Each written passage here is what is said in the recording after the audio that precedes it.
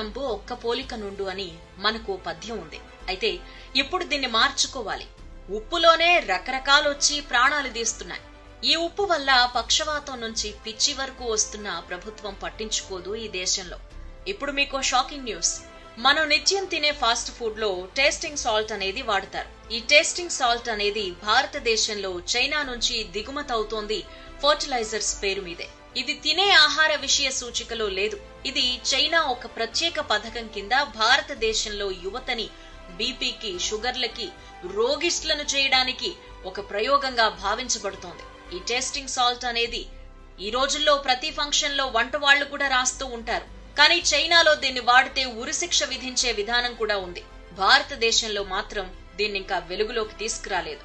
ఈ tasting salt వేసిన ఏ భోజనం ఒక 40 రోజులు తిన్నారంటే జీవితాంతం బీపీతో, షుగర్ తో బాధపడక తప్పదు. పక్షవాతం కూడా రావచ్చు.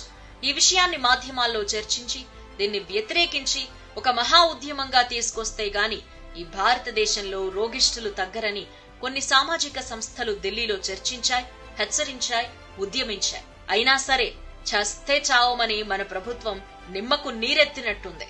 ఈ విషపు ఉప్పు భారతదేశంలో తయారవడం లేదు. ఈ సాల్ట్ ను ద్రాక్ష తోటల్లో వినియోగం కోసమని చెప్పి తీసుకొచ్చి మనుషులకు తినిపిస్తున్నారు.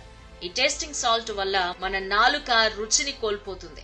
నాలుక బండబారిపోవడమే కాకుండా మేధోశక్తిని కూడా ఈ సాల్ట్ నాశనం చేస్తుందని నిపుణులు అంటున్నారు. దీనిపై వెంటనే పరిశోధన చేసి ప్రజల ప్రాణాలు కాపాడాల్సిన అవసరం ఉంది.